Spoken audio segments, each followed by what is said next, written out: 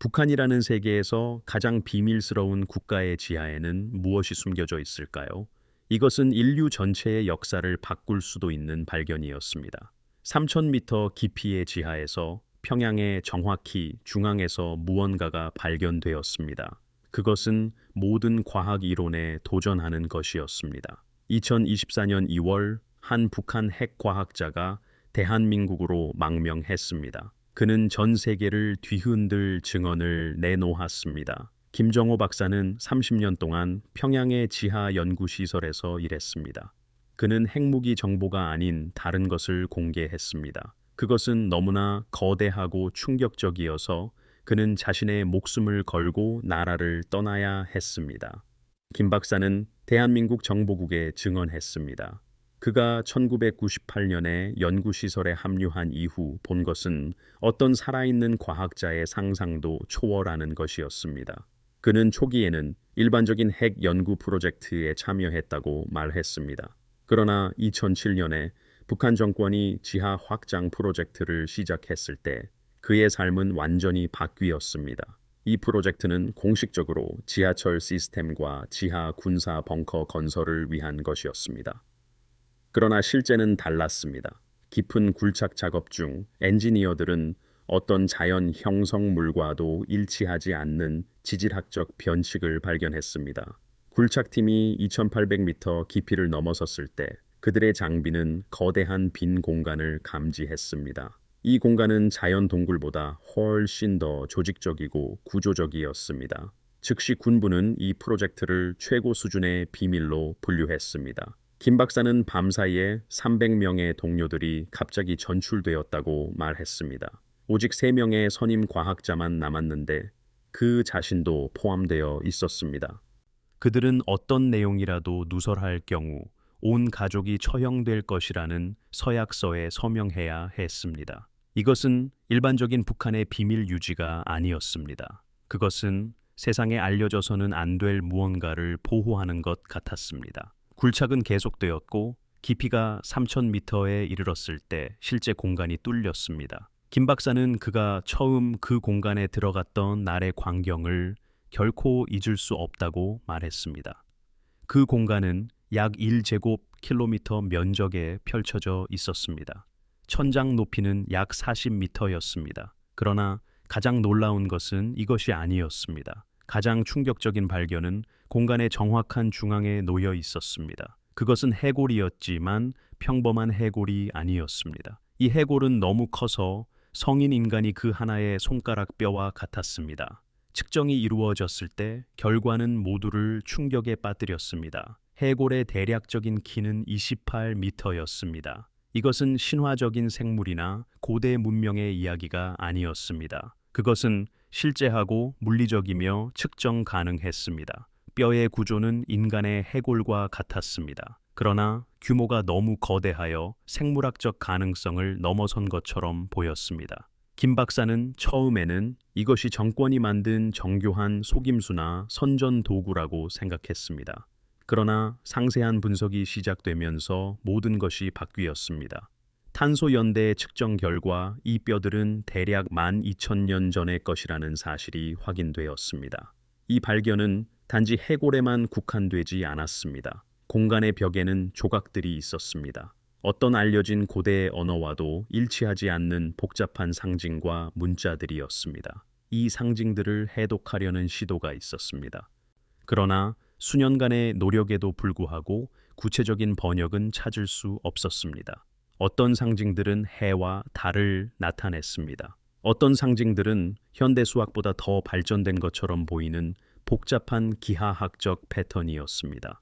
김 박사는 언어학자와 고고학자로 이루어진 한 팀이 이 프로젝트에 비밀리에 투입되었다고 말했습니다. 그들은 중국과 러시아와 은밀히 협력하고 있었습니다. 그러나 아무도 공식적으로 이 발굴이 무엇에 관한 것인지 알지 못했습니다. 공간의 바닥에는 이상한 금속 물체들이 흩어져 있었습니다. 이 물체들은 어떤 알려진 금속으로도 만들어지지 않았습니다. 성분 분석 결과 이 합금은 현대 과학에 완전히 알려지지 않은 것이었습니다. 이 금속은 어떤 자연 원소에서도 발견되지 않는 전자기적 특성을 가지고 있었습니다.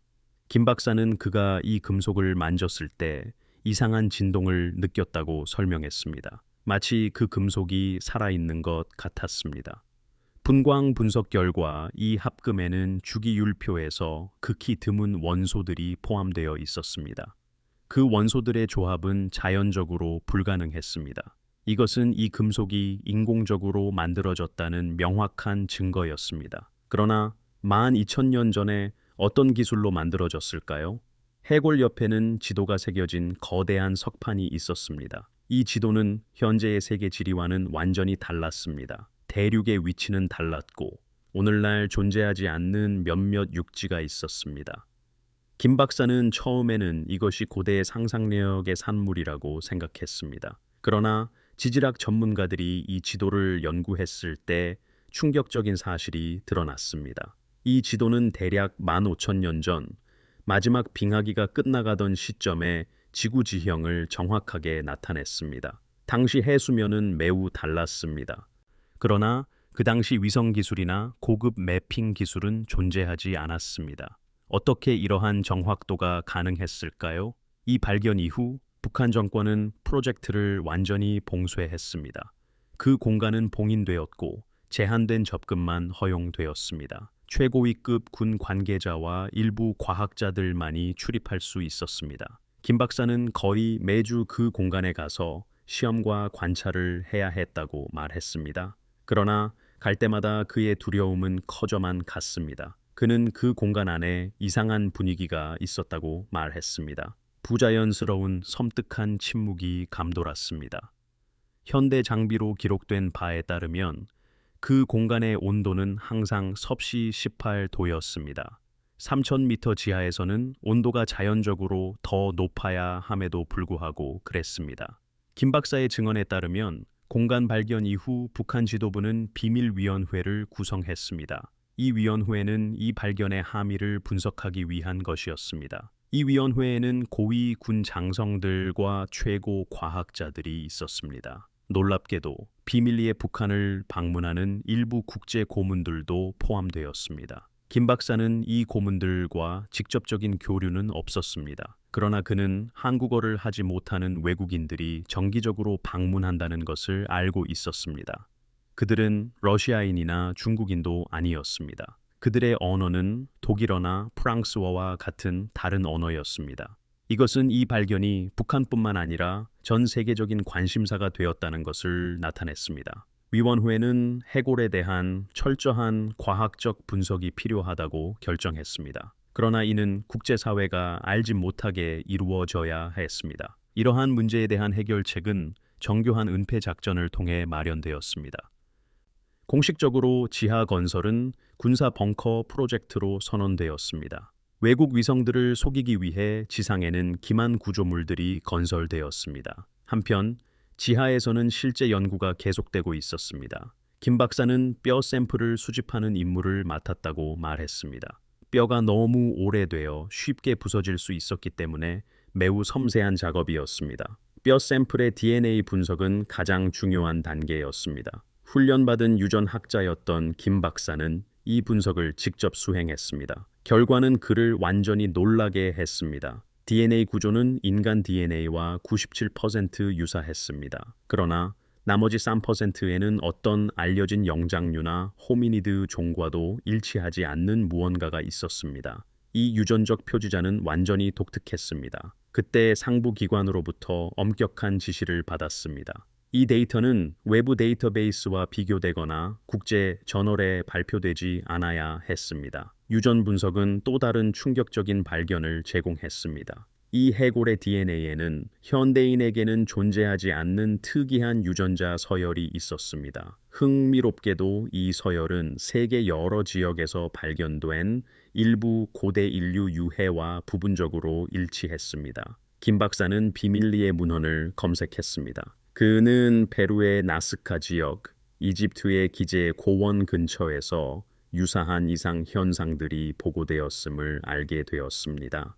놀랍게도 얼음이 녹으면서 일부 고대 유적이 노출된 남극 해안 지역에서도 보고되었습니다. 이 모든 발견들은 대중에게는 일축되거나 억압되었습니다. 그러나 김 박사는 이제 전 세계적으로 패턴이 존재한다는 것을 이해했습니다. 해골의 골밀도 분석은 이 구조가 거대한 몸체에 필요한 엄청난 무게를 지탱할 수 있었음을 보여주었습니다. 뼈 구성에는 칼슘과 인 외에도 알려지지 않은 화합물들이 있었습니다. 이 화합물들은 뼈에 엄청난 강도를 부여했습니다. 김 박사는 샘플을 테스트하면서 이 뼈들이 현대인의 뼈보다 거의 3배 더 강하다는 것을 깨달았다고 말했습니다. 이것은 생물학적 불가능성이 아니었습니다. 오히려 지구의 다른 중력 조건에서 발달했을지 모르는 진화된 적응이었습니다. 공간의 환경 분석 결과 공기 조성이 비정상적이라는 것이 밝혀졌습니다. 산소 수준은 정상적인 21%에 비해 약 24%로 약간 더 높았습니다. 이 차이는 사소해 보이지만 생물학적 과정에 상당한 영향을 미칩니다. 높은 산소 수준은 선사시대의 공룡의 경우처럼 더 큰 몸집을 지탱할 수 있습니다. 그러나 여기서 문제는 3,000m 지하의 밀폐된 공간에서 이 산소 농도가 어떻게 유지되고 있었느냐는 것이었습니다. 눈에 보이는 황희 시스템은 없었고 그 공간은 지상과 완전히 고립되어 있었습니다. 김 박사는 공간벽에 새겨진 상징들이 특정 패턴으로 배열되어 있음을 관찰했습니다. 그것들을 3차원 매핑을 통해 분석했을 때 이 상징들이 특정 순서를 따르고 있음이 밝혀졌습니다. 이는 이야기 또는 사용 설명서일 가능성이 있었습니다. 일부 상징들은 반복적으로 나타났는데 아마도 중요한 개념이나 이름을 나타내는 것 같았습니다. 김 박사는 원안에 삼각형이 있는 특정 상징이 가장 자주 나타났다는 점에 주목했습니다. 이 상징은 해골의 바로 근처에서도 두드러졌습니다. 마치 그 거대한 존재를 특별히 나타내는 것 같았습니다. 연구팀은 그 공간의 한쪽 구석에 더 깊이 이어지는 통로가 있다는 것을 발견했습니다. 이 통로는 거대한 돌 블록으로 의도적으로 봉인되어 있었는데 이는 명백히 인공적으로 배치된 것이었습니다. 정권은 처음에는 이 통로를 탐사하는 것을 금지했습니다. 그러나 2012년에 자원이 허용되자 작은 팀이 봉인을 조심스럽게 뚫었습니다. 김 박사는 그 팀의 일원이었습니다. 그들이 통로를 따라 내려갔을 때 약 300m 더 아래에서 더 작은 공간이 발견되었습니다.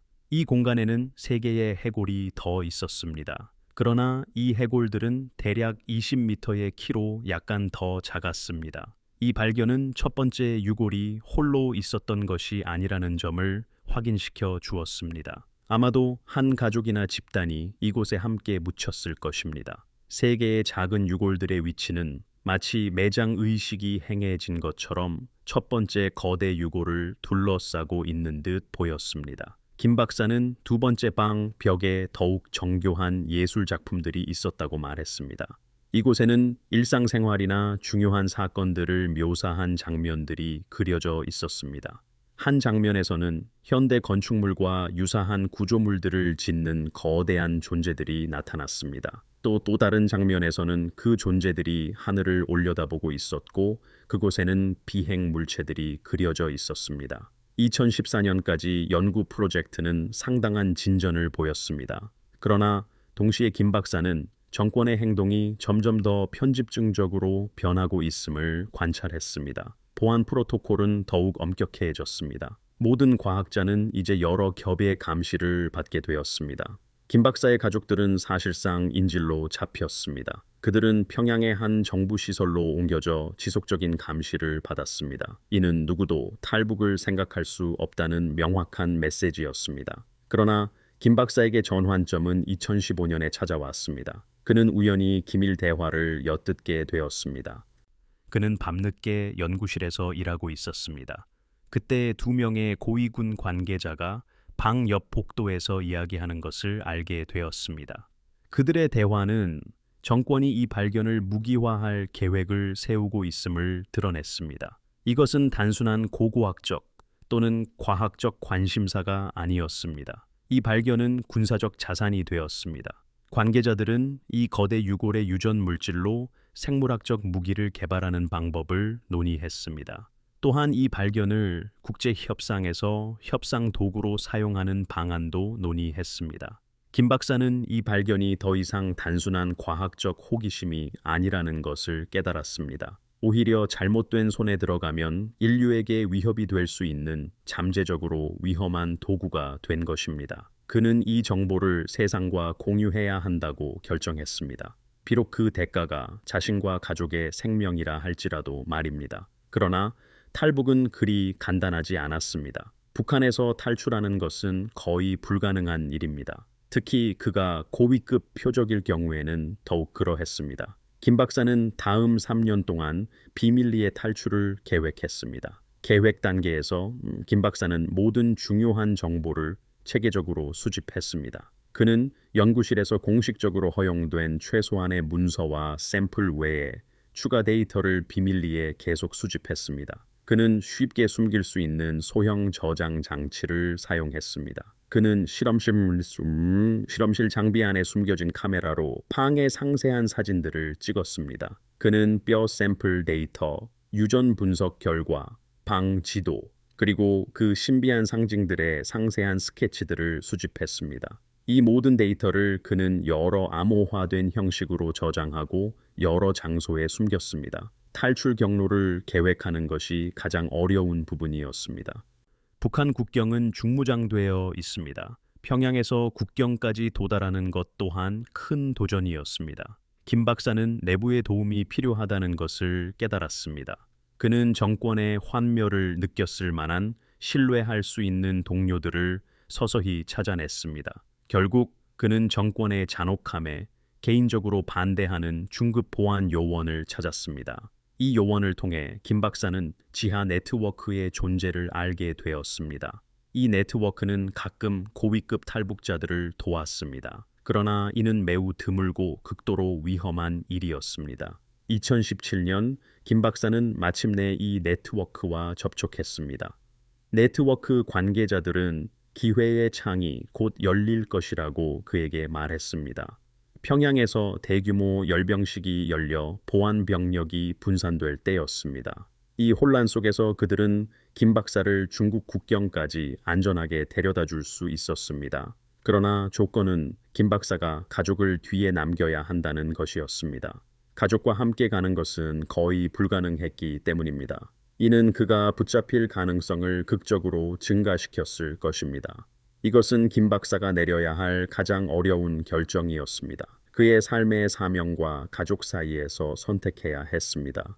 김 박사는 신뢰할 수 있는 중개인을 통해 아내에게 비밀 메시지를 보냈습니다. 그는 자신이 무엇을 하고 왜 하는지 암호화된 언어로 설명했습니다. 그의 아내는 큰 고통 속에서도 그에게 계속 진행하라고 격려했습니다. 그녀는 이것이 단지 그들의 가족에 관한 것이 아니라는 것을 이해했습니다. 잠재적으로는 전 인류에 관한 일이었다는 것을 알았습니다. 이 희생과 함께 김 박사는 마지막 준비를 시작했습니다. 그는 수집한 데이터를 작은 방수 용기에 봉인했습니다. 이 용기는 몸에 쉽게 숨길 수 있었습니다. 그는 데이터 손실에 대비하여 주요 정보를 암기했습니다. 2018년 4월 계획된 날짜가 다가왔습니다. 평양에서는 김 정권의 이른바 업적을 기념하는 대규모 열병식이 있었습니다. 예상대로 도시는 혼란스러웠고 보안 병력은 분산되었습니다. 네트워크 관계자들은 정부 차량처럼 보이는 무명 차량으로 김 박사를 태웠습니다. 이 차량은 일반 검문소에서 의심을 사지 않도록 의도적으로 설계되었습니다. 이른 아침에 여정이 시작되었습니다. 김 박사는 그러한 상황을 위해 특별히 제작된 차량의 비밀 칸에 숨겨졌습니다. 경로는 감시가 덜한 도로를 사용하도록 신중하게 선택되었습니다. 그러나 검문소를 완전히 피하는 것은 불가능했습니다. 2번, 차량은 검사를 위해 정지되었습니다. 김 박사는 밖에서 무슨 일이 일어나는지 듣더라도 완전히 침묵을 지켜야 한다라고 들었습니다. 첫 번째 검문소에서 경비원은 차량의 표준 구역을 확인하고 통과시켰습니다. 그러나 두 번째 검문소에서 한 경계심 많은 경비원이 수상한 점을 발견했습니다. 그는 더욱 철저한 검사를 요구했습니다. 이것은 결정적인 순간이었습니다.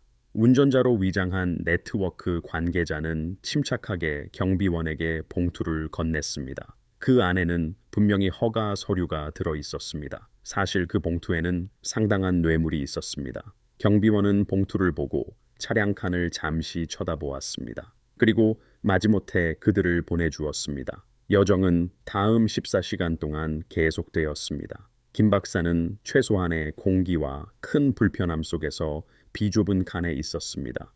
그는 붙잡히면 자신과 조력자들의 운명이 처형이라는 것을 알고 있었습니다.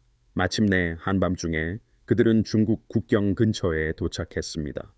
이곳이 가장 위험한 단계였습니다. 국경에는 탈주자들에 대한 즉결 처형 명령을 받은 중무장 경비원들이 있었습니다. 네트워크는 감시가 비교적 적은 거의 사용되지 않는 강 건너편을 통해 이 구간을 계획했습니다. 김 박사는 혼자 건너야 한다는 말을 들었습니다. 여러 명이 가면 발각될 위험이 커지기 때문입니다.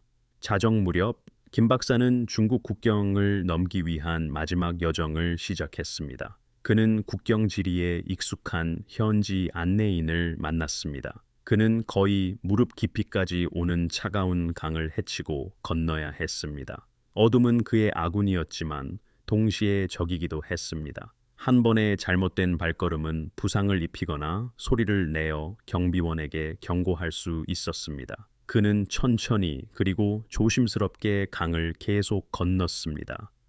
물은 얼음처럼 차가웠고 유속은 강했습니다. 그러나 김 박사는 결연하게 계속 나아갔습니다. 약 1시간의 긴장감 넘치는 여정 끝에 그는 마침내 중국 측에 도착했습니다. 그러나 안심하기에는 일렀습니다. 중국 국경에도 북한 탈북자들을 외교적 이유로 일반적으로 송환하는 당국자들이 있었습니다. 김 박사는 중국 영토 더 깊숙이 빠르게 이동해야 했습니다.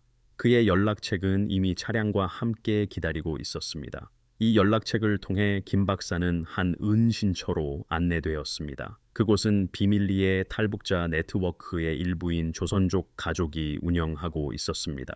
이곳에서 김 박사는 며칠 만에 처음으로 약간의 안도감을 느꼈습니다. 그는 음식, 깨끗한 옷, 그리고 휴식을 취할 기회를 얻었습니다. 그러나 그는 이것이 단지 일시적인 안전이라는 것을 알고 있었습니다.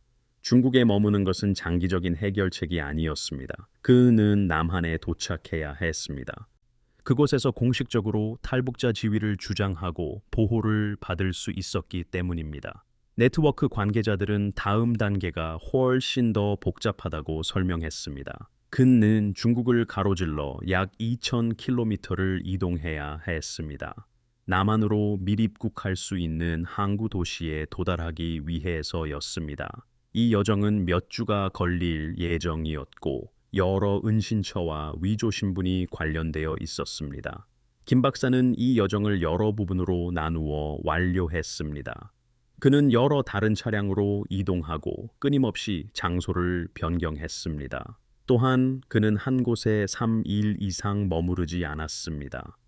각 은신처에는 네트워크의 일부인 새로운 사람들이 있었습니다. 이 사람들은 엄청난 위험을 감수하고 도왔습니다. 만약 중국 당국에 알려졌다면 그들 또한 심각한 결과를 직면했을 것입니다.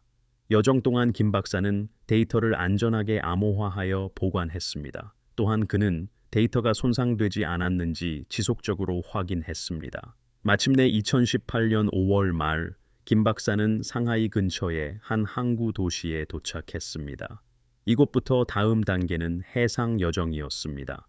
공식적으로는 정기적인 어업 활동을 하는 어선이 준비되었습니다. 그러나 이 어선은 비밀리에 탈북자들을 운송하는 데 사용되었습니다. 김 박사는 제한된 물품과 함께 선박의 화물칸에 숨겨졌습니다. 선박은 약 3일이 걸릴 예정인 여정을 시작했습니다. 남한 해역에 도달하기 위한 것이었습니다. 해상 여정은 극도로 힘들었습니다. 거친 바다, 비좁은 환경, 그리고 발각될지도 모른다는 끊임없는 두려움은 김 박사를 육체적으로나 정신적으로 지치게 했습니다. 그러나 그는 여정의 끝이 다가오고 있다는 것을 알고 있었기에 단호했습니다. 세 번째 날, 선박은 남한 해역으로 진입했습니다. 여기서 계획은 그들이 의도적으로 남한 해경의 일상적인 순찰선에 접근하여 조난 신호를 보내는 것이었습니다. 해경 순찰선이 접근하면 김 박사는 나타나서 공식적으로 망명을 요청할 것이었습니다. 계획은 순조롭게 진행되었습니다. 남한 해경은 선박을 요격했습니다. 김 박사가 자신의 신원과 상황을 밝히자 즉시 비상 상황이 발생했습니다. 김 박사는 안전하게 남한 해군 함정으로 옮겨졌습니다. 그 후 그는 육지로 이송되었습니다. 이곳부터 그의 공식적인 탈북 절차가 시작되었습니다. 남한 정보기관은 즉시 김 박사를 보호했습니다. 그는 포로가 아니었습니다. 오히려 민감한 정보를 가진 매우 귀중한 자산으로 취급되었습니다. 초기 몇 주는 강도 높은 신문이 진행되었습니다. 남한 정보기관은 김 박사가 진짜 탈북자인지 당연히 확인해야 했습니다. 그가 북한에 심어놓은 인물이 아닌지 확인해야 했습니다. 김 박사는 인내심을 가지고 자신의 모든 이야기를 반복했습니다. 그는 세부 사항들을 제공했습니다. 가장 중요하게는 그가 가져온 암호화된 데이터를 보여주었습니다. 이 데이터가 해독되고 분석되자 남한 전문가들은 경악했습니다. 사진, 유전 데이터, 방 지도, 그리고 상세한 기록들 모두 진짜처럼 보였습니다. 이것은 조작된 이야기가 아니었습니다. 이것은 비범한 발견에 대한 실제 증거였습니다. 남한 정부는 즉시 이 문제를 미국의 동맹국들과 공유했습니다. 미국 정보기관 또한 전문가들을 파견했습니다. 이들은 김 박사를 직접 인터뷰하고 증거를 확인했습니다. 수개월간의 검증 끝에 마침내 김 박사의 증언이 신뢰할 수 있다는 합의가 이루어졌습니다. 그러나 이제 문제는 이 정보를 어떻게 처리해야 하는가였습니다. 공개적으로 발표하는 것은 잠재적으로 전 세계적인 공황을 초래할 수 있었습니다. 그러나 동시에 이 정보는 과학 공동체에 귀중한 것이었습니다. 초기에는 이 정보를 제한된 집단과 공유하기로 결정되었습니다. 선별된 과학자, 고고학자, 그리고 인류학자들에게 기밀 브리핑이 제공되었습니다. 김 박사는 여러 차례 발표를 통해 자신의 직접적인 경험을 공유했습니다. 처음에는 많은 회의론이 존재했습니다. 주류 과학에서 거인의 개념은 신화와 민속에 한정되어 있습니다. 실제로 증거를 찾기란 극히 드뭅니다. 그러나 전문가들이 김 박사의 증거를 자세히 조사하자 천천히 수용하기 시작했습니다. 최소한 조사는 해볼 가치가 있다는 것이었습니다. 비밀스러운 국제 컨소시엄이 결성되었습니다. 여기에는 미국, 대한민국, 일본, 그리고 놀랍게도 러시아의 과학자들이 포함되었습니다. 이 컨소시엄의 목표는 가용한 정보를 분석하고 가능한 설명을 탐색하는 것이었습니다. 그들은 북한 영토에 있었기 때문에 방에 직접 접근할 수는 없었습니다. 하지만 위성 이미지, 지진 데이터, 그리고 김 박사가 제공한 정보를 활용할 수 있었습니다. 수개월간의 공동 연구 끝에 컨소시엄은 몇 가지 예비 결론을 도출했습니다. 첫 번째 결론은 거대 골격의 존재가 사실이라면 인류 역사를 완전히 다시 써야 한다는 것이었습니다. 현재 인류학 이론에 따르면 호미니드의 진화는 작은 조상부터 현대 인류까지 꾸준히 진행되었습니다. 이와 병행하는 거대한 종의 여지는 없었습니다. 그러나 김 박사의 증거가 사실이라면 지구상의 여러 호미니드 종이 동시에 존재했을 수 있습니다. 그들 중 일부는 매우 컸을 것입니다. 이 이론은 호모 플로레시엔시스 발견으로 뒷받침됩니다. 그들은 인도네시아에서 비교적 최근까지 살아남은 난쟁이 호미니드 종이었습니다. 두 번째 결론은 유전적 데이터와 관련이 있었습니다. 김 박사가 제공한 DNA 분석에 따르면 거대 존재들은 현대 인류와 밀접한 관련이 있었습니다. 하지만 그들은 뚜렷한 진화 경로를 따랐습니다. 컨소시엄의 유전학자들은 이 존재들이 다른 환경적 압력 하에서 진화한 한 갈래였을 수 있다고 제안했습니다. 일부 과학자들은 선사시대 지구의 조건이 달랐다고 시사했습니다. 더 높은 산소 수치와 다른 대기압이 더 큰 몸집을 지지했을 수 있다는 것입니다.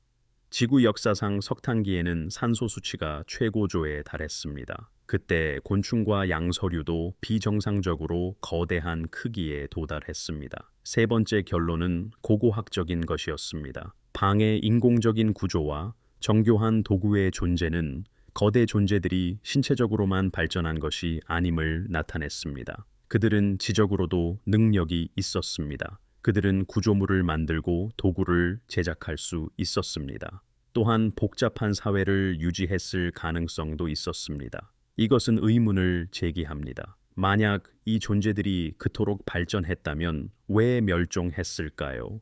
그들을 전멸시킨 재앙적인 사건이 있었을까요? 그리고 가장 중요한 질문은 이 세상의 다른 지역에도 아직 발견되지 않은 방들이 있느냐는 것이었습니다. 컨소시엄은 방의 상징들이 무엇을 나타낼 수 있는지도 분석했습니다. 여러 언어학자와 암호 해독가들이 이 상징들을 연구했습니다. 몇몇 패턴은 수학적 순서와 유사한 것으로 확인되었습니다. 한 이론은 이 상징들이 아마도 숫자 체계에 기반을 둔 일종의 문어였을 것이라는 것이었습니다.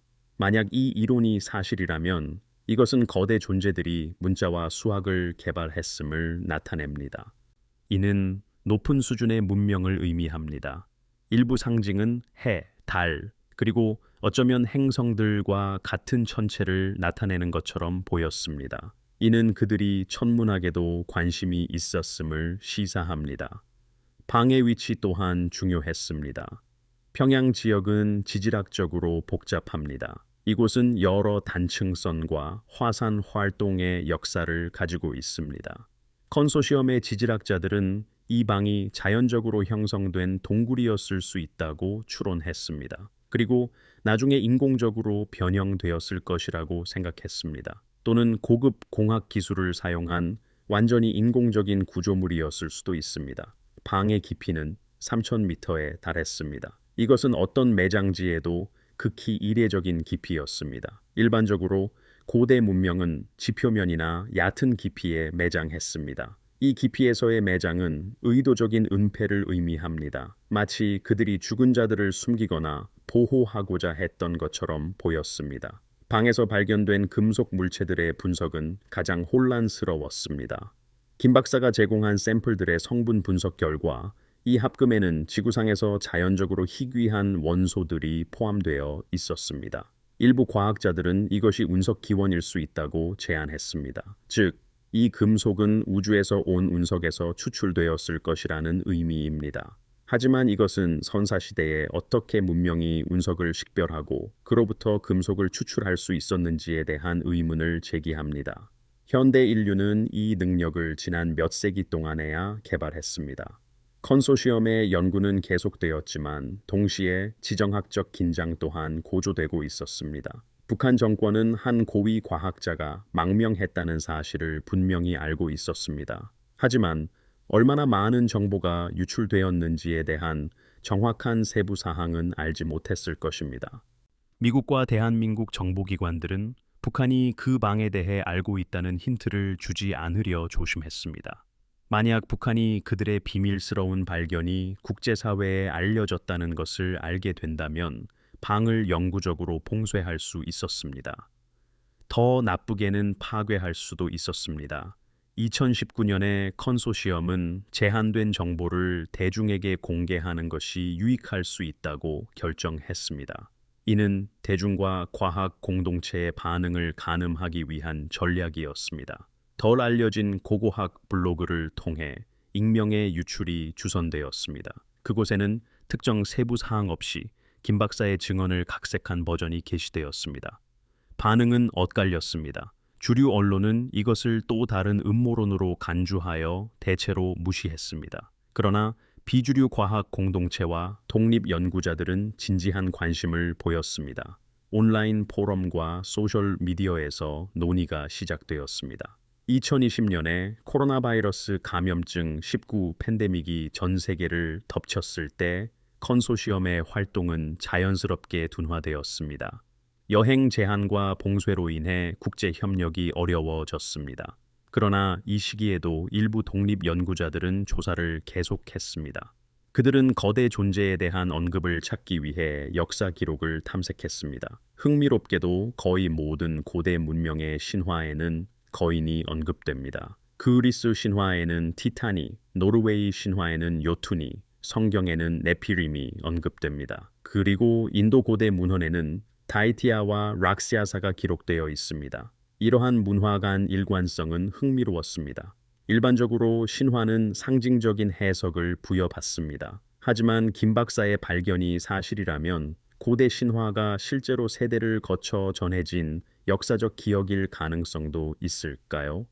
일부 연구자들은 거대 존재들이 실존했으며 세상의 여러 지역에 존재했을 수 있다고 제안했습니다. 그리고 인간과 거인의 상호작용은 나중에 신화가 된 실제 역사적 사건이었다는 것입니다. 이 이론은 주류 학계에서 받아들여지지 않습니다. 그러나 이것은 대안적인 설명을 제공합니다. 고대 거석 구조물들과의 흥미로운 상관관계가 발견되었습니다. 전 세계에는 거대한 돌로 만들어진 구조물들이 있습니다. 이집트의 피라미드, 영국의 스톤헨지, 볼리비아의 푸마푼쿠, 레바논의 바알베크 등이 그러했습니다. 이 구조물들을 만들기 위해서는 거대한 돌들을 운반하고 정확하게 배치해야 했습니다. 이것은 고대 기술에 대한 현재의 이해로는 극히 어려운 일로 보입니다. 전통적인 설명은 대규모 인력과 영리한 공학 기술이 사용되었다는 것입니다. 하지만 일부 연구자들은 대안을 제시했습니다. 아마도 이러한 거석들은 거대 존재들이 만들었을 것이라는 주장이었습니다. 그들에게는 그런 거대한 돌들을 다루는 것이 상대적으로 쉬웠을 것입니다. 바알베크의 주피터 신전 기초에는 약 1,500톤에 달하는 돌들이 사용되었습니다. 현대식 크레인조차 그러한 무게를 다루는데 어려움을 겪습니다. 고대 기술자들이 현대 기술 없이 어떻게 이를 달성할 수 있었는지는 풀리지 않는 미스터리입니다. 만약 보통 인간보다 기하급수적으로 더 큰 신체적 힘을 가진 거대 존재들이 실존했다면 이러한 구조물을 만드는 것이 가능했을 것입니다. 이 이론은 분명히 추측에 불과합니다. 그러나 이것은 특정 미스터리들을 설명합니다. 컨소시엄의 일부 구성원들은 거인이 언급된 역사적 기록이 있는 지역에서 고고학적 발굴이 이루어져야 한다고 제안했습니다. 특히 과거에 비정상적으로 큰 골격이 발견되었다고 보고된 지역들이었습니다. 미주 대륙, 특히 북아메리카에서는 19세기와 20세기 초에 거대 골격의 발견을 주장하는 여러 신문 기사들이 있었습니다. 이 보도에 따르면 7피트에서 12피트 사이의 키를 가진 골격들이 여러 주에서 발견되었다고 합니다. 하지만 흥미롭게도 이 골격들은 신비롭게 사라졌습니다. 그리고 어떠한 구체적인 증거도 보존되지 않았습니다. 한 두드러진 사례는 오하이오의 서펀트 마운드 근처에서 발생했습니다. 1890년대에 거대 골격이 발견되었다는 보고가 있었습니다. 당시 신문 기사들은 골격의 측정치와 특징을 자세히 기술했습니다. 그러나 현대 연구자들이 이 주장을 확인하려 했을 때 어떠한 물리적 증거도 찾지 못했습니다. 일부 음모론자들은 현상 유지를 원했던 기관이나 정부 기관에 의해 증거가 고의적으로 은폐되었다라고 믿습니다. 하지만 주류 과학자들은 신뢰할 만한 증거 부족을 이유로 이러한 이론들을 일축합니다. 김 박사의 사례는 이러한 오래된 보고서들에 새로운 관심을 불러일으켰습니다. 만약 북한에 실제로 진짜 거대 골격이 있다면 오래된 미국 보고서들도 완전히 조작된 것은 아니었을 수 있습니다. 아마도 일부 진정한 발견들이 있었으나 나중에 분실되거나 은폐되었을 것입니다. 구체적인 증거 없이 이 가설을 시험하는 것은 어렵습니다. 그러나 이것은 추가 조사의 문을 엽니다. 컨소시엄은 상세한 기록을 위해 역사기록 보관소를 체계적으로 검색하기로 결정했습니다. 연구팀은 여러 도서관과 박물관에 연락했습니다. 그들은 19세기 발견과 관련된 사진, 골격 유해 또는 상세한 문서를 특별히 찾고 있었습니다. 결과는 대체로 실망스러웠습니다.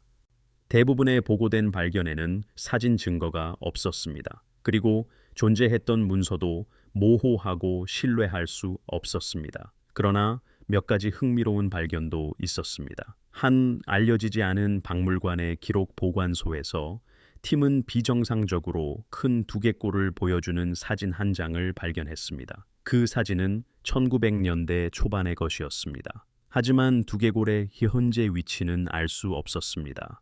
이 두개골의 추정 측정치는 만약 사진이 진짜라면 원래 존재의 키가 약 3m였을 것이라고 나타냈습니다. 이것은 김 박사가 보고한 거인보다 훨씬 작았습니다. 하지만 여전히 인간 기준으로 볼 때 비정상적으로 컸습니다.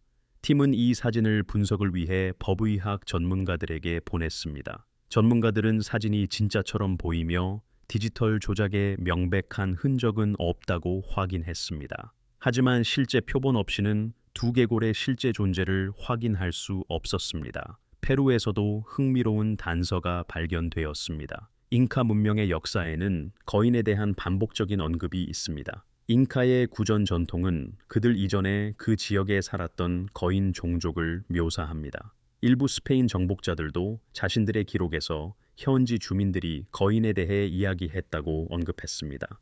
스페인 연대기 작가인 페드로 시에사 데 레오는 자신의 저술에서 이 사실을 기록했습니다. 현지 추장들이 동굴에서 발견된 거인의 뼈를 그에게 보여주었다고 합니다. 하지만 현재까지 어떤 구체적인 증거도 남아있지 않습니다. 2021년까지 컨소시엄은 포괄적인 보고서를 작성할 충분한 정보를 수집했습니다. 이 보고서에는 닥터 김의 증언, 유전자 분석, 고고학적 증거, 그리고 역사적 참고 자료들이 종합되었습니다. 보고서의 결론은 신중했습니다. 그들은 거인의 존재에 대한 명확한 증거는 없지만 추가 조사를 보증할 만한 충분한 정황 증거가 있다고 명시했습니다.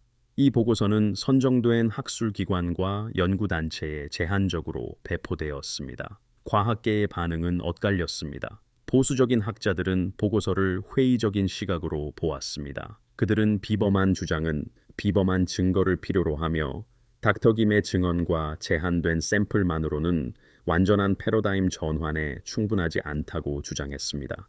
그들은 격실에 대한 직접적인 접근과 포괄적인 동료 검토 연구 없이는 이 모든 것이 단순한 추측에 불과하다고 지적했습니다. 그러나 일부 개방적인 과학자와 연구자들은 이 보고서를 진지하게 받아들이고 탐구할 의지를 보였습니다. 컨소시엄이 직면한 한 가지 과제는 자금 지원과 기관의 후원이었습니다. 주류 과학 기관들은 이 연구를 공식적으로 지원하기를 꺼려했습니다. 이는 논란의 여지가 있었고 잠재적으로 그들의 명성을 위험에 빠뜨릴 수 있었습니다. 따라서 연구는 주로 개인 자금과 독립 연구자들을 통해 계속되었습니다.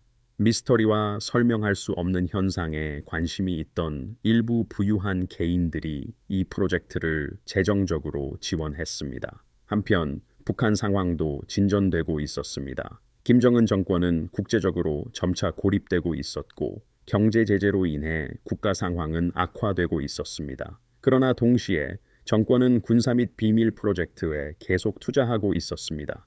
컨소시엄의 정보 소스에 따르면 지하 격실은 더욱 요새화되었고 접근이 더욱 제한되었습니다. 이는 정권이 이 발견을 매우 귀중한 자산으로 여긴다는 것을 나타냅니다. 이제 대한민국에 안전하게 정착한 닥터 김은 자신의 경험을 문서화하고 과학계와 협력하는 작업을 계속했습니다. 그는 북한 정권이 탈북자들을 표적으로 삼은 전례가 있었기 때문에 보호 감찰을 받았습니다. 과거에 일부 탈북자들을 암살하려는 시도가 있었으며 닥터 김은 고위급 표적이었습니다. 그의 가족의 안전 또한 우려되는 부분이었습니다. 보도에 따르면 그의 아내와 자녀들은 닥터 김의 행동에 대한 처벌로 북한에서 가혹한 환경에 처해 있었습니다. 이 상황은 닥터 김에게 정서적으로 충격적이었습니다. 그는 자신의 임무에 전념했지만 가족의 희생이 그를 끊임없이 괴롭혔습니다. 그는 국제 인권 단체를 통해 가족을 석방시키기 위해 노력했지만 북한 정권은 아무런 응답도 하지 않았습니다. 이것이 탈북자들이 직면하는 냉혹한 현실이었습니다. 그들의 용감한 행동에 대한 대가를 사랑하는 사람들이 치렀습니다. 2022년 예상치 못한 사건이 발생했습니다. 익명으로 활동하던 한 중국인 연구자가 1960년대 중국 티베트 지역에서 유사한 발견이 있었다는 사실을 알고 있다고 주장했습니다. 이 연구자에 따르면 중국 군대는 지하 발굴 도중 비정상적으로 큰 골격 유해가 있는 격실을 발견했습니다. 이 발견 또한 기밀로 분류되었고 공식적으로 부인되었습니다. 연구자는 인증되었다고 주장되는 제한적인 문서를 제공했지만 이를 독립적으로 검증하는 것은 불가능했습니다. 이 중국인 연구자의 주장이 사실이라면 이는 닥터 김의 발견이 고립된 사건이 아님을 시사합니다. 아마도 아직 발견되지 않았거나 의도적으로 숨겨진 격실들이 여러 장소에 있을 것입니다. 이러한 가능성은 훨씬 더 큰 질문들을 제기합니다. 만약 거인들이 전 지구적인 현상이었다면 그들의 문명 규모는 어떠했을까요? 그들은 다른 지역들 사이에서 어떻게 소통했을까요? 그리고 그들의 멸종은 어떻게, 왜 일어났을까요? 멸종 이론을 탐구하면서 과학자들은 여러 가지 가능성을 고려했습니다. 한 가지 이론은 자연재해였습니다. 거대한 화산 폭발, 소행성 충돌 또는 치명적인 기후 변화가 거인들을 전멸시켰을 수 있습니다. 지구 역사에는 여러 차례의 대량 멸종 사건이 있었습니다. 가장 최근의 주요 멸종은 약 11,700년 전 마지막 빙하기 말에 발생했습니다. 이때 급격한 기후 변화로 인해 매머드와 검치 호랑이를 포함한 많은 대형 포유류 종들이 멸종했습니다. 아마도 거대 인류도 이 멸종 사건의 희생자였을 것입니다. 두 번째 이론은 경쟁과 갈등이었습니다. 만약 거인들과 보통 크기의 인간들이 동시에 존재했다면 자원을 두고 경쟁했을 것입니다. 만약 거인들이 신체적으로 강력했지만 수가 적었다면 상황은 달라집니다. 인간은 수적으로 우월했으며 아마도 더 적응력이 좋았습니다. 결국 인간이 지배적인 종이 되었을 수 있습니다. 고대 신화에는 종종 신, 거인과 인간 사이의 전쟁이 묘사됩니다. 아마도 이러한 신화적 전쟁들은 종의 생존을 위한 실제 역사적 갈등을 나타낼 것입니다. 세 번째 이론은 유전적 요인이었습니다. 아마도 거인들의 유전적 구성이 그들을 특정 질병이나 환경 변화에 취약하게 만들었을 것입니다. 또는 자원이 부족해지면서 그들의 큰 몸집이 불리하게 작용했을 수도 있습니다. 몸집이 클수록 더 많은 음식과 에너지가 필요합니다.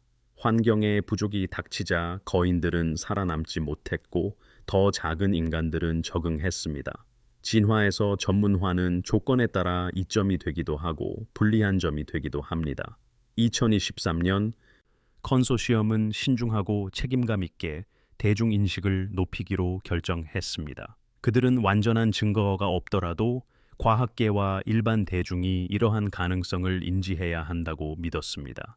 이러한 목표를 위해 그들은 닥터 김의 이야기와 더 넓은 의미를 탐구하는 다큐멘터리 시리즈를 제작할 계획을 세웠습니다.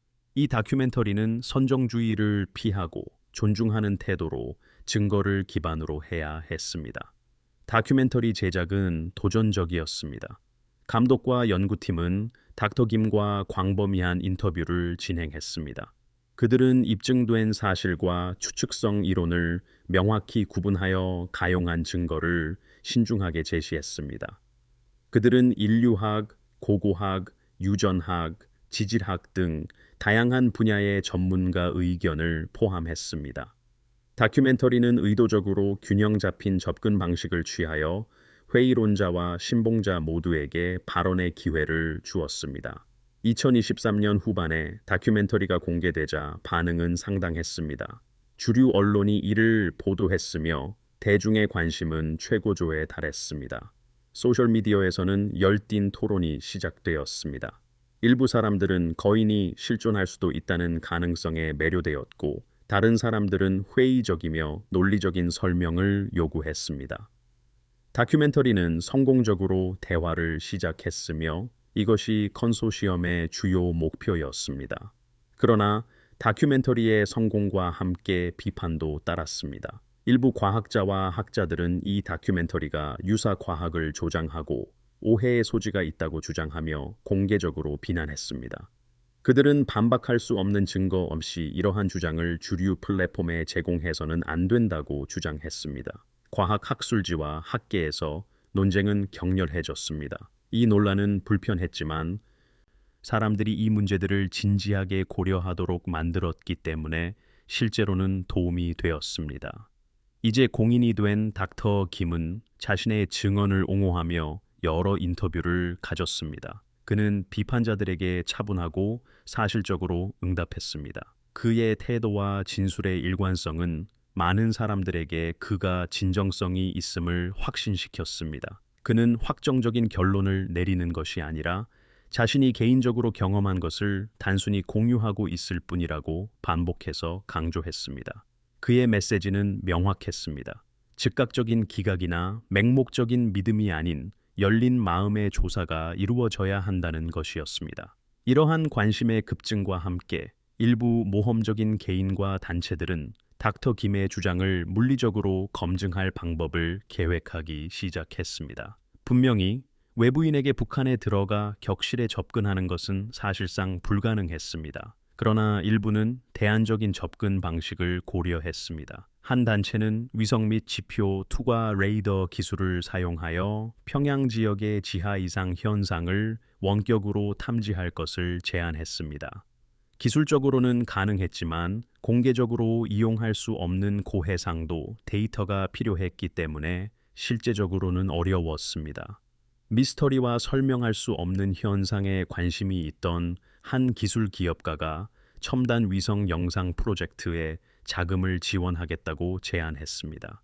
이 프로젝트의 목표는 평양 지역을 체계적으로 스캔하고 지하 이상 현상을 탐지하는 것이었습니다.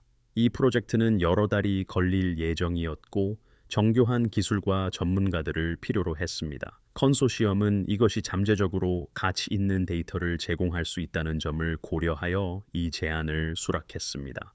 2024년 초반에 시작된 위성 영상 프로젝트에서 팀은 고해상도 합성 개구 레이더와 지표 투과 레이더 기술을 사용했습니다. 그들은 특히 자연 지질 형성물과 구별되는 지하의 공극이나 구조물을 찾고 있었습니다. 초기 결과는 몇 가지 흥미로운 이상 현상을 보여주었습니다. 닥터 김이 묘사한 위치와 대략적으로 일치하는 평양의 특정 지역에서는 인공적으로 건설된 것으로 보이는 지하 구조물이 확실히 존재했습니다. 이 구조물들은 광범위했으며 수 제곱킬로미터에 걸쳐 있었습니다. 그러나 이 데이터는 암시적이었지만 결정적인 것은 아니었습니다. 북한이 지하 군사시설에 광범위하게 투자하고 있다는 점을 고려할 때 지하 구조물은 예상 밖의 일이 아니었습니다. 이러한 이상 현상들은 군사 벙커나 지하철 터널일 수도 있었고 닥터 김이 묘사하는 격실일 수도 있었습니다. 직접적인 접근 없이는 이를 확인하는 것이 불가능했습니다. 그러나 데이터는 적어도 닥터 김이 묘사한 위치에 상당한 지하 구조물이 확실히 존재한다는 것을 입증했습니다. 컨소시엄은 이 데이터를 신중하게 분석하고 상세한 보고서를 작성했습니다. 보고서는 위성 증거가 닥터 김의 증언과 일치하지만 거인의 존재에 대한 증거는 아니라고 결론 내렸습니다. 이는 단지 예상했던 대로 지하 격실이 존재한다는 것을 나타낼 뿐입니다. 투명성을 유지하기 위해 보고서는 공개적으로 발표되었습니다. 반응은 다시 엇갈렸지만 진지한 연구자들은 이 데이터를 향후 조사를 위한 출발점으로 가치 있게 여겼습니다.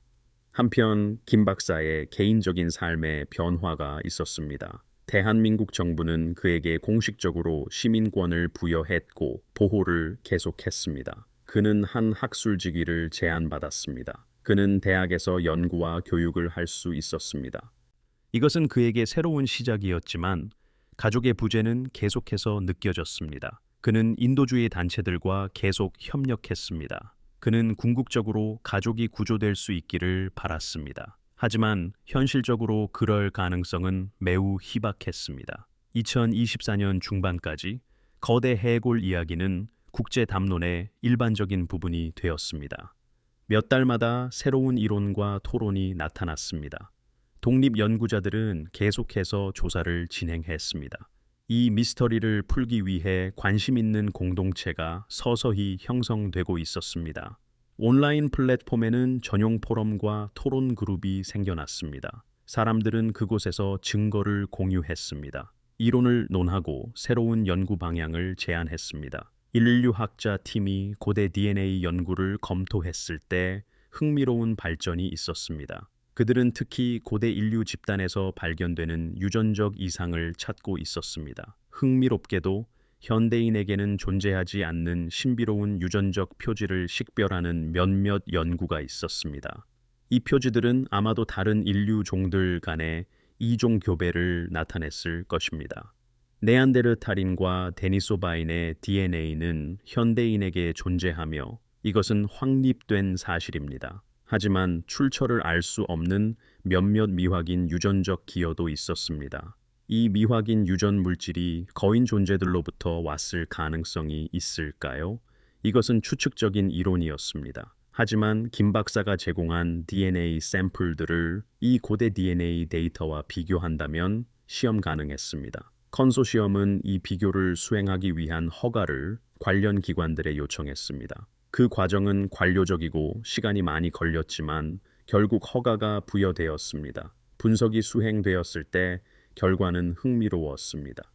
김 박사의 샘플에서 식별된 독특한 유전적 표지들은 부분적으로 일치했습니다. 이는 세계 여러 지역에서 온 일부 고대 DNA 샘플들과의 일치였습니다. 특히 중앙아시아, 중동, 그리고 지중해 지역에서 온 샘플들이 약간의 유사성을 보였습니다. 이것은 확실히 결정적인 것은 아니었습니다. 하지만 거인의 유전적 혈통이 더 넓은 인류 유전자 풀에 기여했을 수도 있다는 것을 시사했습니다.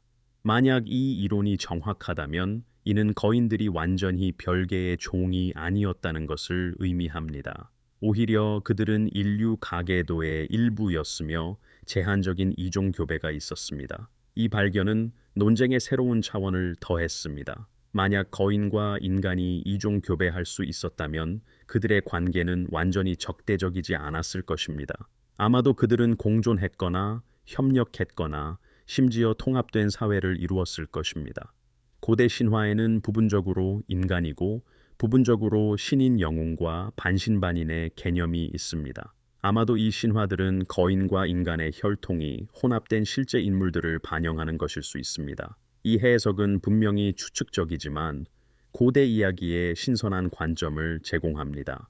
고고학 분야에서는 거석 유적지에 대한 새로운 관심이 일어났습니다. 스톤헨지, 바알베크, 그리고 부마풍쿠와 같은 유명 유적지들을 다시 방문하기 위해 여러 탐사대가 조직되었습니다. 연구자들은 이제 구체적으로 증거를 찾고 있었습니다. 비정상적으로 큰 개체들이 이러한 구조물들을 건설하는 데 참여했음을 나타낼 수 있는 증거였습니다. 그들은 도구 자국, 건설 기술, 그리고 물류적 난관들을 분석했습니다. 바알베크에서 고대 석재에 대한 정밀 레이저 스캐닝이 수행되었습니다. 분석 결과 돌들을 운반하고 배치하는 정밀도가 비범했다는 것이 밝혀졌습니다.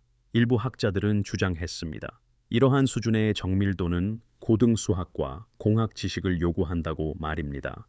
이는 전통적인 이론들이 고대 건축가들에게 부여하지 않는 지식입니다.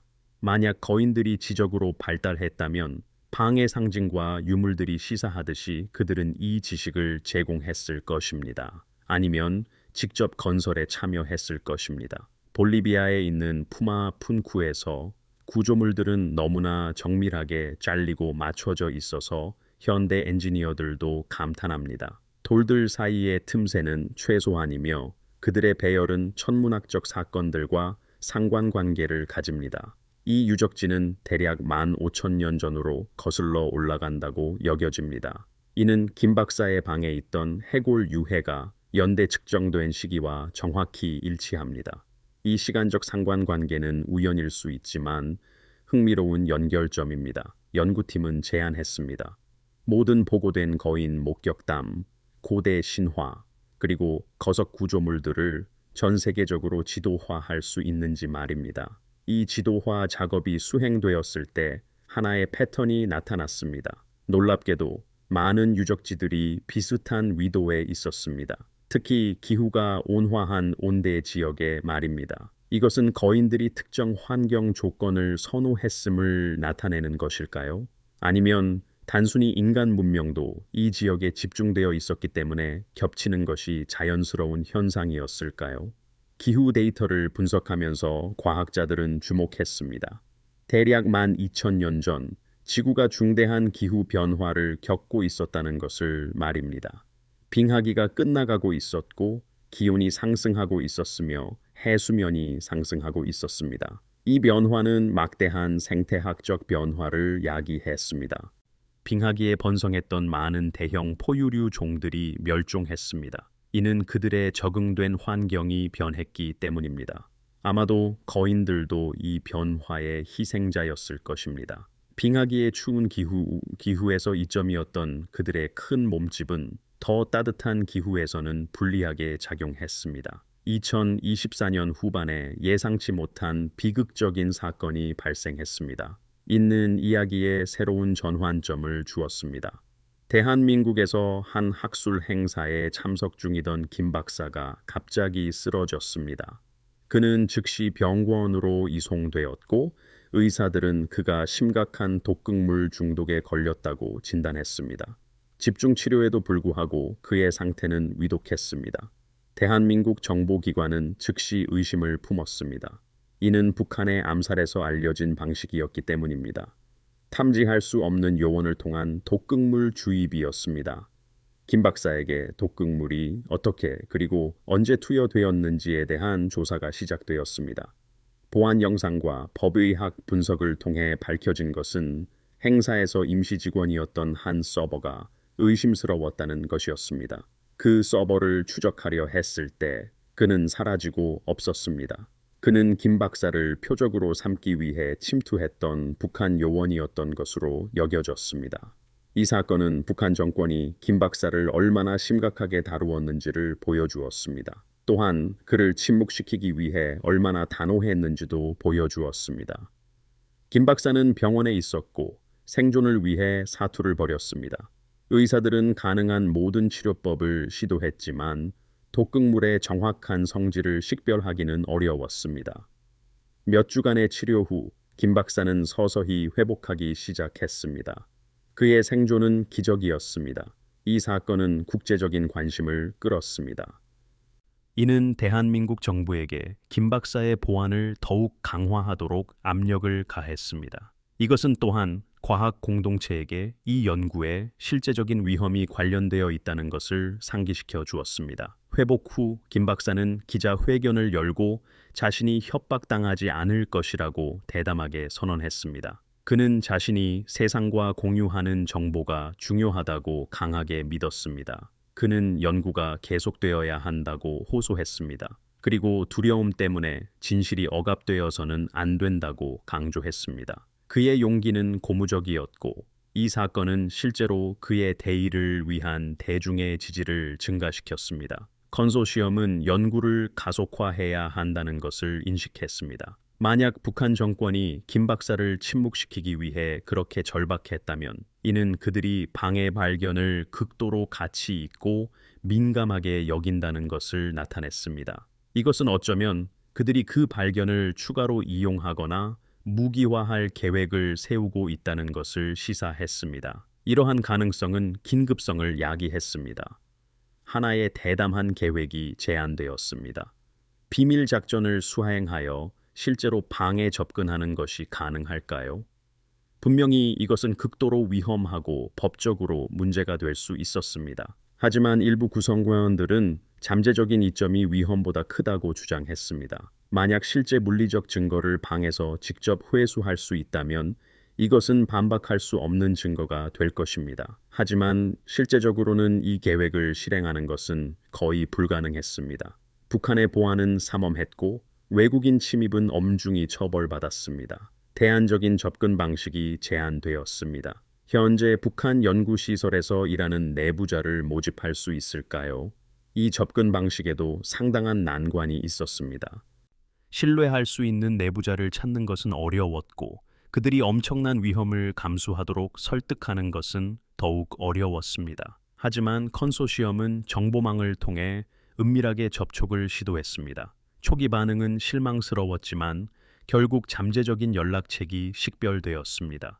이 연락책은 중간급 연구원이었습니다. 그는 김 박사와 함께 일한 적이 있었고 개인적인 이유로 정권의 환멸을 느낀 것으로 보였습니다. 암호화된 통신을 통해 이 연구원은 자신이 잠재적으로 협력할 수 있다고 밝혔습니다. 하지만 자신과 가족의 안전이 보장되어야 한다는 요구를 했습니다. 이 보장을 제공하는 것은 어려운 일이었지만 컨소시엄과 대한민국 정보기관은 지원하기로 합의했습니다. 이는 연구원이 진정한 정보를 제공할 경우였습니다. 서서히 신뢰가 구축되기 시작했습니다. 연구원은 초기 정보를 공유했습니다. 이 정보는 이전 데이터와 함께 검증될 수 있었고 정확한 것으로 밝혀졌습니다. 이것은 긍정적인 신호였습니다. 연구원은 방이 최근에 추가로 탐사되었다고 말했습니다. 그리고 주요 방과 연결된 추가적인 작은 방들이 발견되었다고 덧붙였습니다. 이 작은 방들에는 유물들이 있었습니다. 아마도 일상용품이었을 것입니다. 여기에는 도구, 도자기, 그리고 기능이 불분명한 이상한 장치들이 포함되었습니다. 연구원은 특히 한 장치가 신비로웠다고 설명했습니다. 이것은 대략 1m 직경의 구형 물체였습니다. 그것은 부드러운 금속 표면을 가지고 있었습니다. 표면에는 복잡한 패턴이 새겨져 있었는데 아마도 제어 장치나 상징이었을 것입니다. 이 장치가 처음 만져졌을 때 희미한 윙윙거리는 소리를 냈습니다. 마치 내부 메커니즘이 활성화되는 것처럼 느껴졌습니다.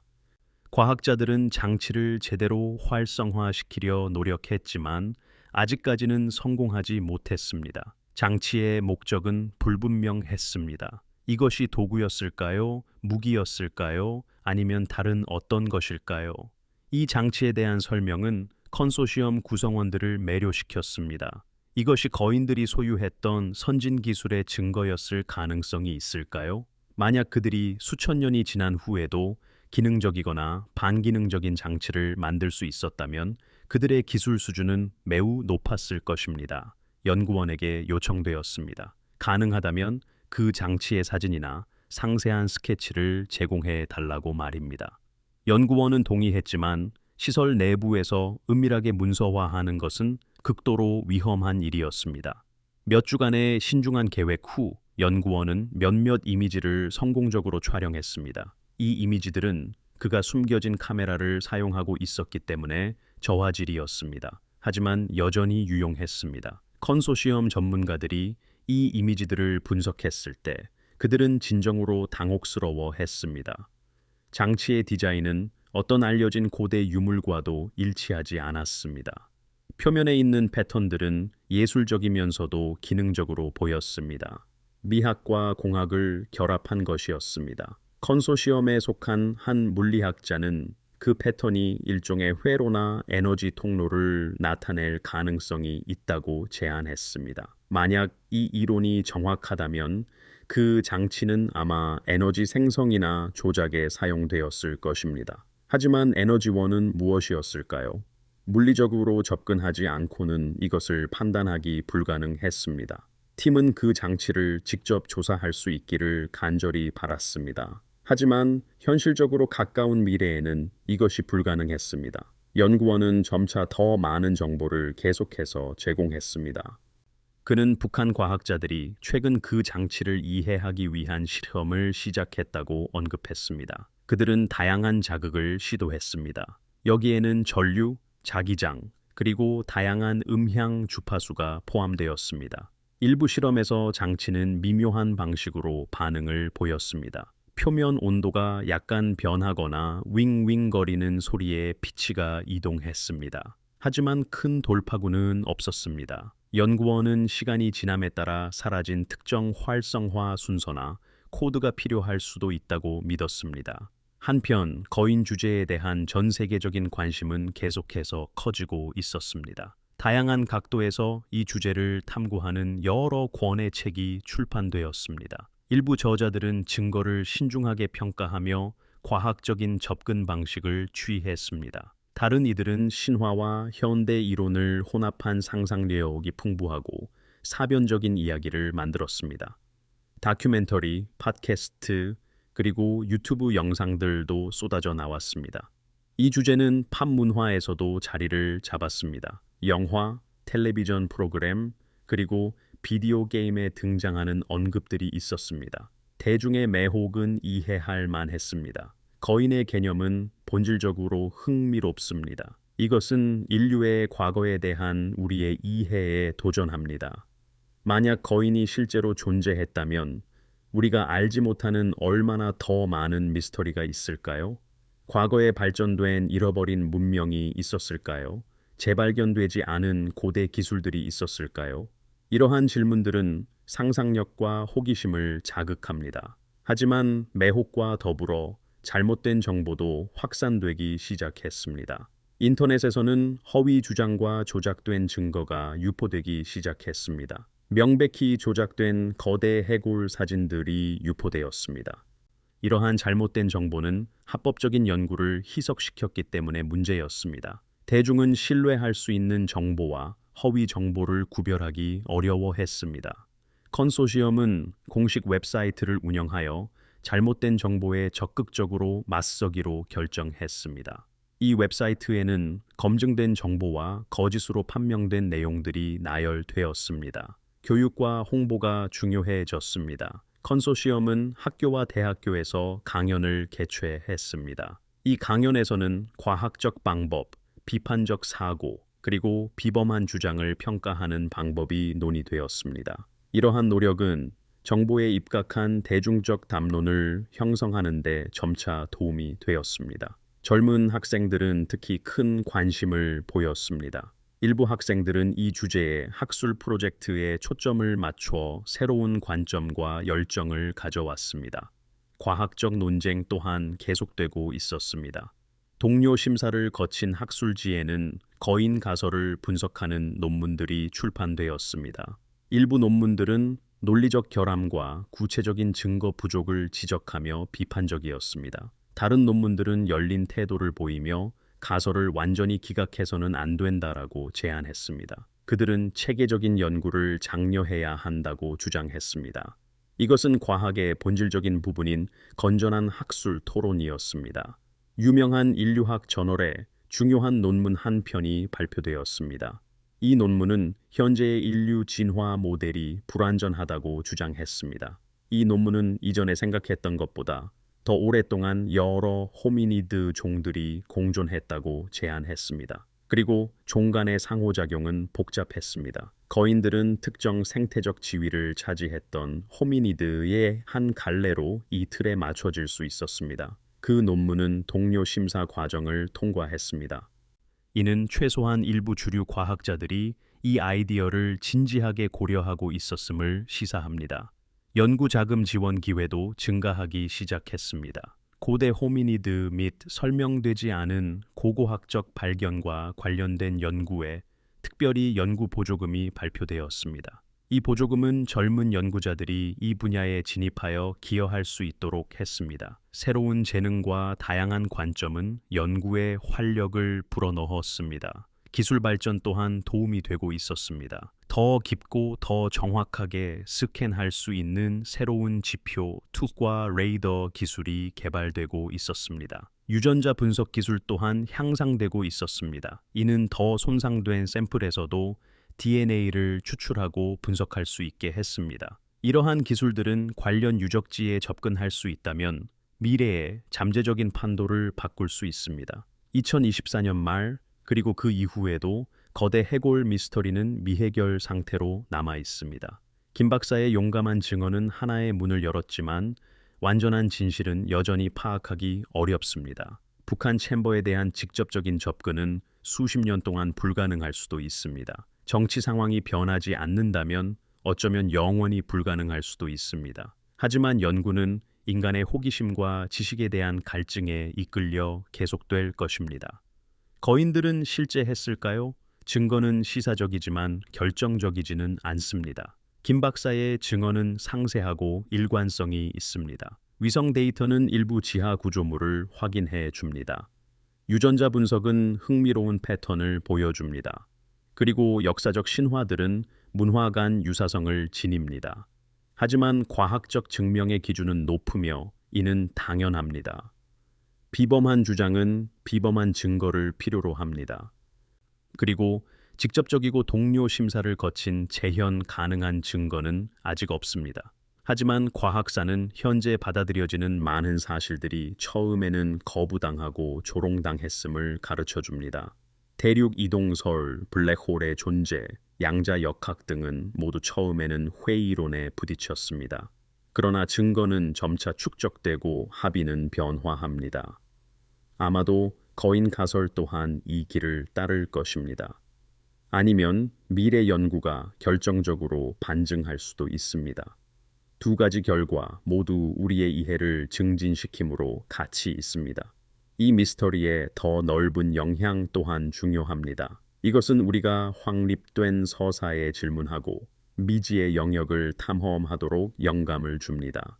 이것은 우리 행성의 역사가 엄청나게 깊고 복잡하다는 것을 상기시켜 줍니다. 우리는 여전히 그 비밀을 밝혀내고 있습니다. 모든 새로운 발견은 잠재적으로 교과서를 다시 쓰고 오래된 믿음에 도전할 수 있습니다. 북한의 비밀 연구시설에서 시작하여 국제적인 주목을 받은 김 박사의 여정은 인류의 회복력과 진실 추구의 증거입니다. 그는 가족과 떨어져 엄청난 개인적 희생을 감수했습니다. 또한 그는 여러 차례의 암살 시도를 극복했습니다. 그럼에도 불구하고 진실을 억압해서는 안 된다고 계속 주장하고 있습니다. 그의 메시지는 명확합니다. 지식과 투명성이 어둠과 억압보다 훨씬 강력하다는 것입니다. 미래에 무슨 일이 일어날지는 불확실합니다. 아마도 언젠가 정치적 변화가 국제팀이 평양 챔버에 접근하는 것을 허용할 것입니다. 아마도 다른 장소에서 추가적인 증거를 제공하는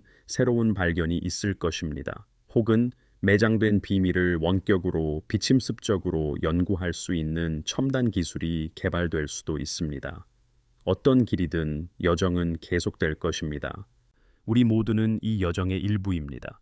시청자, 독자, 그리고 호기심 많은 개인으로서 우리는 정보를 얻고 비판적으로 생각하며 진정한 연구를 지원함으로써 기여할 수 있습니다. 우리는 잘못된 정보가 확산되는 것을 피하고 건전한 회의론을 유지할 수 있습니다. 이것은 맹목적으로 부정하거나 맹목적으로 수용하지 않는 태도입니다. 균형이 중요합니다.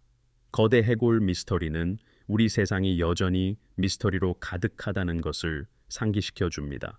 깊은 지하 챔버든 탐험되지 않은 해저 깊이든 광활한 우주 공간이든 수많은 발견들이 우리를 기다리고 있습니다. 우리 종의 정의적인 특성은 호기심과 탐험하려는 의지입니다. 이러한 자질은 우리를 새로운 지식과 이해로 이끌 것입니다. 거대 해골 이야기가 계속 전개됨에 따라 우리는 과학적 미스터리의 실시간 진화를 목격하고 있습니다. 미래 세대는 이 시기를 되돌아보며 우리가 이 도전을 어떻게 다루었는지 평가할 것입니다. 바라건대 그들은 우리가 사려 깊고 책임감 있으며 용감하게 접근했음을 알게 될 것입니다.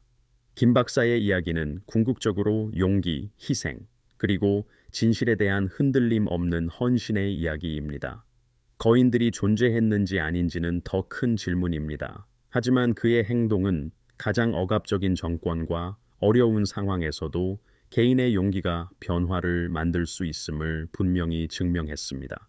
이 교훈은 우리가 자신의 삶에서 올바른 것을 옹호하고 어떤 장애물이 있더라도 진실을 추구하도록 영감을 주어야 합니다. 자, 시청자 여러분, 우리가 이 신비로운 이야기를 마무리하지만 이것이 끝이 아님을 기억하십시오. 이것은 진행 중인 이야기의 한 장일 뿐입니다.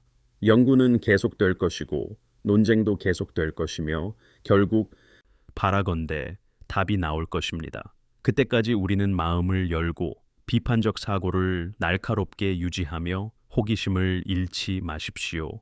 궁극적으로 우리를 진정으로 인간답게 만드는 것은 바로 지식과 이해에 대한 탐구이기 때문입니다. 우리 시대의 가장 흥미로운 미스터리 중 하나로의 특별한 여정에 함께해 주셔서 감사합니다. 여러분은 거인들이 실제했다고 생각하십니까? 김 박사의 증언은 신뢰할 수 있을까요? 여러분의 생각을 공유하고 이 대화를 계속 이어나가십시오. 왜냐하면 질문하고 탐험하는 것이야말로 삶의 진정한 모험이기 때문입니다. 다음 시간까지 계속 질문하고 계속 탐험하며 우리의 고대 과거에 아직 묻혀 발견되기를 기다리는 비밀이 무엇인지 계속 궁금해 하십시오.